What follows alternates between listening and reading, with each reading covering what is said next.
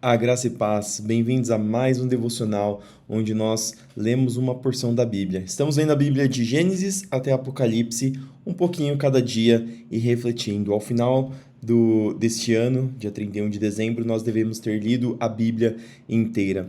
Queria convidar você para começar esse devocional com uma oração juntamente comigo. Senhor, obrigado por essa oportunidade de ler a Tua Palavra, de poder aprender mais de Ti, de poder examinar as Escrituras. Abençoa para que esse devocional seja, Senhor, guiado por Ti e pelo Teu Espírito, que não seja o nosso coração enganoso que vai, Senhor, ler essa palavra, mas que seja o Teu Espírito sobre nossas vidas, nos ajudando a refletir e entender mais de Ti. Isso que eu te peço e te agradeço. Em nome de Jesus. Amém. E sem mais delongas, eu queria já começar aqui em Levítico, no capítulo 9, nós continuamos vendo Moisés recebendo as instruções de Deus e continuando aí a instrução que o Senhor está dando para o povo. Levítico 9:7 diz o seguinte: Em seguida, Moisés disse a Arão: Venha até o altar e apresente sua oferta pelo pecado e seu holocausto para fazer expiação por si mesmo e pelo povo. Apresente as ofertas do povo para fazer expiação por eles, conforme o Senhor ordenou. Arão foi até o altar e matou o bezerro como oferta pelo pecado por si mesmo. Seus filhos lhe trouxeram o sangue, e Arão molhou o dedo nele e o colocou nas pontas do altar. O restante do sangue ele derramou na base do altar. Queimou no altar a gordura, os rins e o lóbulo do fígado da oferta pelo pecado, conforme o Senhor havia ordenado a Moisés. A carne e o couro, porém, queimou fora do acampamento. Então Arão matou o animal para o holocausto. Seus filhos lhe trouxeram o sangue e ele o derramou em todos os lados do altar. Entregaram-lhe cada um dos pedaços do holocausto, incluindo a cabeça, e ele os queimou no altar. Lavou os órgãos internos e as pernas e os queimou no altar junto com o restante do holocausto. Em seguida, Arão apresentou as ofertas do povo. Matou o bode do povo e o apresentou como oferta pelo pecado deles, como havia feito com a oferta por seu próprio pecado. Depois apresentou o holocausto e o ofereceu de acordo com a forma prescrita. Apresentou também a oferta de cereal e queimou no altar um punhado dela, além do holocausto da manhã. Arão matou o boi e o carneiro para oferta de paz do povo. Seus filhos lhe trouxeram o sangue e ele o derramou em todos os lados do altar.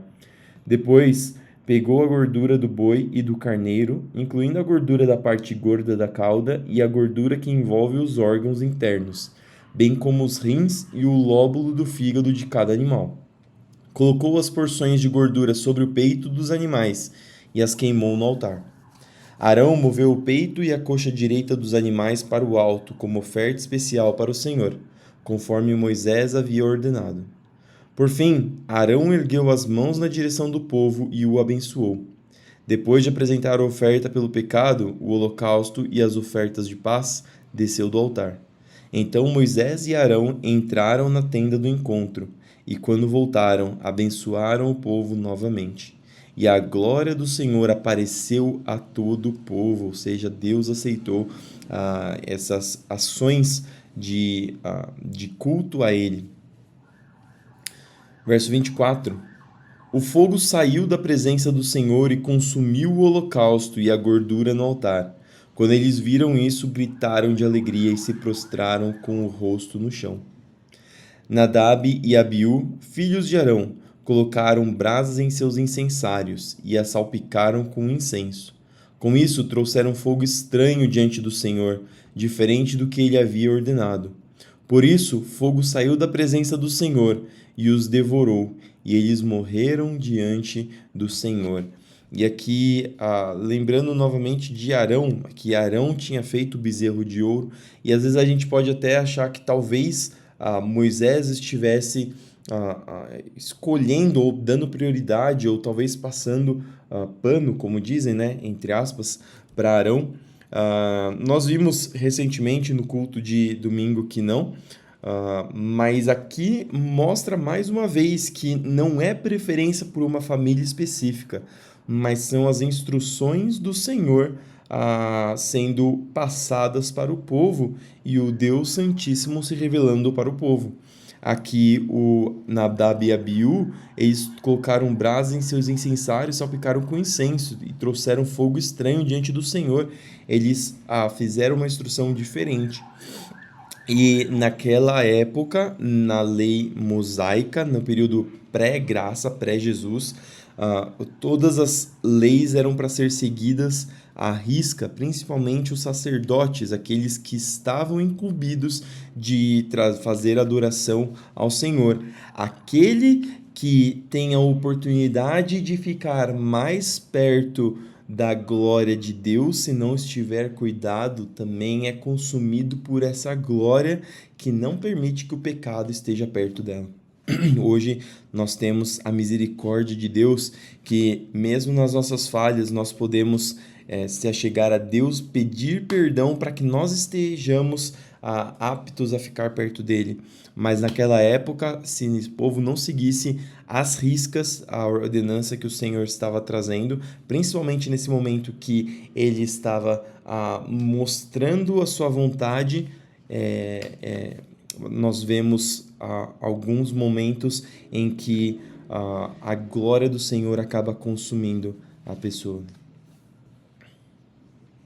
Então Moisés disse a Arão: foi isto que o Senhor declarou: mostrarei minha santidade entre aqueles que se aproximam de mim, mostrarei minha glória diante de todo o povo. E Arão ficou em silêncio. Moisés chamou Misael e Eusafã, primos de Arão e filhos de Uziel, tio de Arão, e lhes disse: venham cá e levem o corpo de seus parentes da frente do santuário para um lugar fora do acampamento. Eles se aproximaram e os puxaram pela roupa para fora do acampamento, conforme Moisés havia ordenado.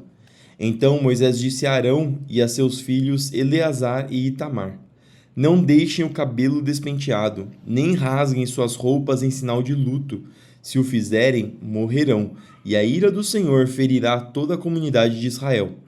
Mas outros israelitas, seus parentes, poderão ficar de luto, porque o Senhor destruiu Nadab e Abiú com fogo. Não saiam da entrada da tenda do encontro, ou morrerão, pois foram ungidos com o óleo da unção do Senhor, e fizeram conforme Moisés ordenou. Então o Senhor disse a Arão: você e seus descendentes jamais deverão beber vinho ou qualquer outra bebida fermentada antes de entrar na tenda do encontro. Se o fizerem, morrerão. Esta é uma lei permanente para vocês e deve ser cumprida de geração em geração. Façam distinção entre o que é santo e o que é comum, entre o que é impuro e o que é puro, e ensinem os israelitas todos os decretos que o Senhor lhes deu por meio de Moisés. Moisés disse a Arão e aos filhos que lhe restaram, Eleazar e Itamar: peguem o que sobrar da oferta de cereal depois que uma porção tiver sido apresentada como oferta especial para o Senhor, e comam-na junto do altar. Não deverá conter fermento, pois é santíssima. Comam-na no lugar sagrado, pois foi dada a vocês e a seus descendentes como sua porção das ofertas especiais apresentadas ao Senhor. Foram essas as ordens que recebi. Quanto ao peito e à coxa que foram movidos para o alto como oferta especial, poderão comê-los em qualquer lugar cerimonialmente puro. Essas são as partes que foram dadas a você e a seus descendentes como sua porção das ofertas de paz apresentadas pelos israelitas. Movam para o alto o peito e a coxa como oferta especial para o Senhor, junto com a gordura das ofertas especiais. Essas partes pertencerão a vocês e a seus descendentes como direito permanente, conforme o Senhor ordenou. Depois, Moisés procurou cuidadosamente pelo bode da oferta pelo pecado. Quando descobriu que tinha sido queimado, ficou furioso com Eleazar e Itamar, os filhos que restaram a Arão, e lhes disse: por que não comeram a oferta pelo pecado no lugar sagrado? É uma oferta santíssima. O Senhor a deu a vocês para remover a culpa da comunidade e fazer expiação por ela. Uma vez que o sangue do animal não foi levado no lugar santo, vocês tinham a obrigação de comer a carne no lugar sagrado, conforme eu ordenei. Arão respondeu a Moisés: hoje meus filhos apresentaram ao Senhor sua oferta pelo pecado e seu holocausto. E, no entanto, esta tragédia aconteceu comigo. Será que o Senhor teria se agradado se eu tivesse comido a oferta pelo pecado do povo num dia como esse? Quando Moisés ouviu isso, deu-se por satisfeito. E aqui nessa última parte, é um pouco estranho isso que Arão ter se recusado a obedecer, e nós vemos que Moisés fica por satisfeito. O que acontece é que, mesmo com a morte dos filhos dele, ele ainda continuou fazendo o sacrifício para o Senhor. Ele continuou cumprindo com as suas obrigações para o Senhor, porque independente da dor que ele estava sentindo, ele reconheceu que Deus era mais importante, reconheceu que Deus precisava ser adorado independente da situação que ele estava passando. Mas ao mesmo tempo eles receberam de Moisés que nem tudo deveria ser queimado, mas parte deveria ser comido por eles, como parte desse ritual de agradecimento a Deus. E nesse momento, Arão, ele viu que a integridade dele estava um pouco afetada porque os filhos dele ofereceram fogo estranho para o Senhor. E ele se perguntou: será que é certo eu comer do Senhor, eu receber do Senhor a parte das ofertas? Será que Deus se agradaria disso? E Moisés percebe que o coração de Arão não estava simplesmente uma repetição mecânica das ordenanças que tinham sido feitas para ele, mas sim ele estava preocupado o que agradaria ao Senhor. E é isso que o cristianismo sempre prega: o que está no nosso coração, quais são as nossas intenções. Claro que as nossas intenções elas devem se materializar em ações, porque uma intenção sem ação é uma intenção vazia. Da mesma forma que falar, uma fé sem obras é uma fé morta, é uma fé que não se materializa. E quando Moisés ouviu que Arão estava preocupado realmente com o que Deus iria aceitar, que o coração dele estava preocupado em realmente obedecer a Deus, então ele se deu por satisfeito, mesmo que eles não tivessem comido a oferta pelo pecado do povo. Marcos 4, 26 até o 5, 20. Jesus também disse: o reino de Deus é como um lavrador que lança sementes sobre a terra. Noite e dia, esteja ele dormindo ou acordado, as sementes germinam e crescem, mas ele não sabe como isso acontece. A terra produz as colheitas por si própria. Primeiro aparece uma folha, depois se formam as espigas de trigo e por fim o cereal amadurece. E assim que o cereal está maduro, o lavrador vem e o corta com a foice, pois chegou o tempo da colheita. Jesus disse ainda: como posso descrever o reino de Deus? Que comparação devo usar para ilustrá-lo? É como uma semente de mostarda plantada na terra. É a menor das sementes, mas se torna a maior de todas as hortaliças, com ramos tão grandes que as aves fazem ninhos à sua sombra. Jesus usou muitas histórias e ilustrações semelhantes para ensinar o povo, conforme tinham condições de entender. Na verdade, só usava parábolas para ensinar em público. Depois, quando estava sozinho com seus discípulos, explicavam tudo para eles. Olha aqui a importância dessa parte aqui, que Jesus usou muitas histórias e ilustrações para ensinar o povo conforme tinham condições de entender. Aqui a preocupação do ensino é não só o conteúdo do que vai ser ensinado, mas também a capacidade da pessoa que está em receber aquela mensagem. Quando nós pregamos para as pessoas, nós não devemos simplesmente pregar aquilo que qualquer coisa que venha, mesmo que nossas capacidades de entendimento da Bíblia, nossos conhecimentos profundos da história, da cultura bíblica sejam muito grande. Nós temos que nos preocupar o que a pessoa que está ouvindo nossos ensinamentos vão entender. E lógico que não devemos dar somente leite, né? O apóstolo Paulo utiliza essa analogia. Ele fala que alguns irmãos eles deveriam já estar comendo alimentos sólidos, ou seja, entendendo doutrinas um pouco mais profundas, eles deveriam ser mais maduros na fé e no entendimento da palavra, mas eles ainda estavam muito novos, comendo apenas entendendo apenas o beabá, comendo apenas o leite, o alimento de criança. Então, nós temos que tomar cuidado com essas duas coisas. Uma, nós temos que dar ensinamento suficiente para que as pessoas realmente venham crescer na obra de Deus, e ao mesmo tempo nós temos que tomar cuidado para que os ensinamentos estejam condizentes com a capacidade de entender daqueles que estão ouvindo, para que a mensagem seja transmitida de forma eficiente e eficaz. Verso 35. Ao anoitecer, Jesus disse a seus discípulos: Vamos atravessar para o outro lado do mar. Com ele a bordo, partiram e deixaram a multidão para trás, embora outros barcos o seguissem. Logo, uma forte tempestade se levantou. As ondas arrebentavam sobre o barco, que começou a encher-se de água. Jesus dormia na parte de trás do barco, com a cabeça numa almofada. Os discípulos o acordaram, clamando: Mestre, vamos morrer! O Senhor não se importa? Jesus despertou, repreendeu o vento e disse ao mar: Silêncio, aquiete-se. De repente, o vento parou e houve grande calmaria. Então Jesus lhe perguntou: Por que estão com medo? Ainda não têm fé? Apavorados, os discípulos diziam uns aos outros: Quem é este homem? Até o vento e o mar lhe obedecem.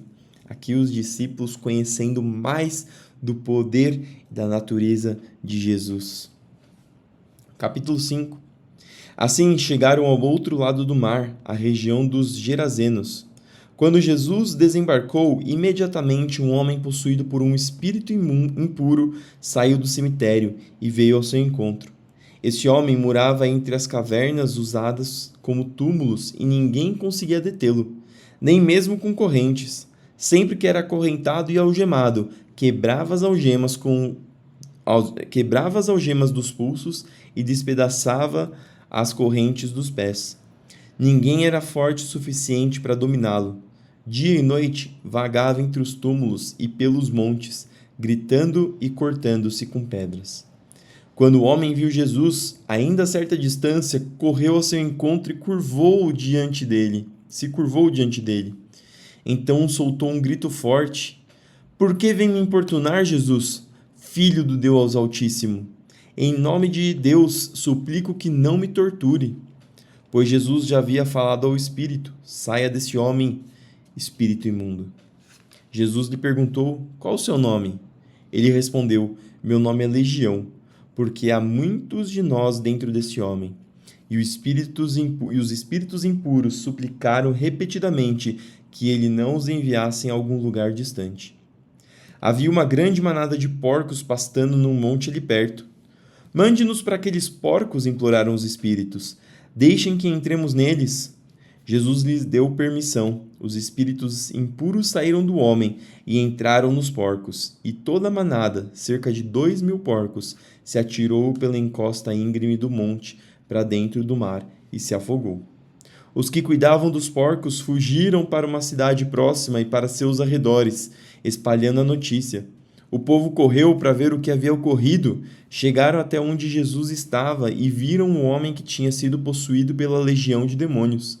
Estava sentado ali, vestido em perfeito juízo, e todos tiveram medo.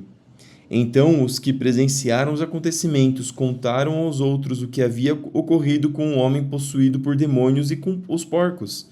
A multidão começou a suplicar que Jesus fosse embora da região. Quando Jesus entrava no barco, o homem que tinha sido possuído por demônio implorou para ir com ele. Jesus, porém, não permitiu e disse: Volte para sua casa e para sua família, e conte-lhes tudo o que o Senhor fez por você e como ele foi misericordioso. Então o homem partiu e começou a anunciar pela região das 10 cidades quanto Jesus havia feito por ele, e todos se admiravam do que ele dizia. E aqui a cura desse homem foi para a glória, a expulsão dos demônios, a cura do estado dele, foi para a glória de Deus. E aqui nesse momento Jesus já tinha cumprido para ele o propósito dele. Disse: agora a sua missão é pregar sobre mim para a sua família, para a sua casa, para as pessoas que estão à sua volta. E assim Deus também faz conosco. Ele nos liberta, Ele nos livra, Ele nos cura, com o propósito de que nós espalhemos o quanto Ele é bom, o quanto Ele é poderoso e o quanto Ele cuida de nós. Salmos 37, do 30 ao 40. O justo oferece conselhos sábios e ensina o que é certo. Guarda no coração a lei de Deus, por isso seus passos são firmes. O perverso fica à espreita do justo e procura matá-lo. O Senhor, porém, não deixará que o perverso tenha sucesso, nem condenará o justo quando ele for julgado. Ponha sua esperança no Senhor e ande com firmeza pelo caminho dele. Ele o honrará e lhe dará a terra, e você verá os perversos serem destruídos. Vi pessoas más e cruéis florescerem como árvores em solo nativo, mas quando voltei a olhar, tinham desaparecido. Procurei por elas, mas não as encontrei. Observe os que são íntegros e justos. Um futuro maravilhoso espera os que amam a paz. Os rebeldes, porém, serão destruídos de uma só vez. Não tem futuro algum. O Senhor salva os justos, ele é sua fortaleza em tempos de aflição. O Senhor os socorre e os livra dos perversos. Ele os salva porque nele se refugiam. E por fim, Provérbios 10, 6 e 7. O justo é coberto de bênçãos, mas as palavras dos perversos ocultam violência. O justo deixa boas lembranças, mas o nome dos perversos apodrece. E com isso nós terminamos a leitura de hoje.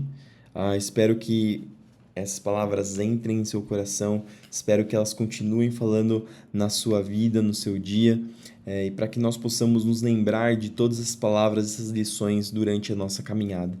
Vamos fazer uma oração para terminar este momento? Senhor, obrigado por essas palavras, obrigado porque o Senhor tem nos abençoado, obrigado porque o Senhor tem nos dado a oportunidade de aprender mais de Ti. Continua nos dando direção, nos dando discernimento, nos dando disciplina para continuar estudando da Sua palavra e Te conhecendo mais, Senhor.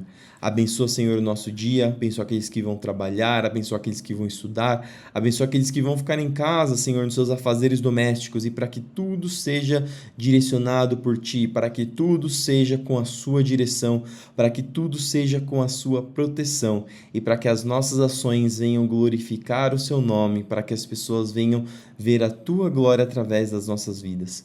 Senhor, cura aqueles que estão doentes, entra, Senhor, com providência, Senhor, na casa, nos lares, para que o Senhor venha trazer cura e alívio, Senhor. Abra as portas de emprego para que o Senhor venha trazer sustento na casa dos Teus servos. Continua conosco, Senhor, durante esse dia e para que nós possamos caminhar cada vez mais contigo, Senhor, em direção ao céu, em direção a ser mais parecidos com Cristo.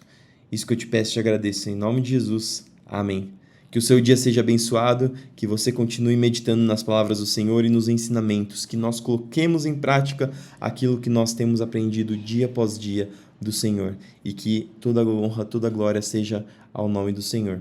Fique com Deus e até amanhã para mais um devocional.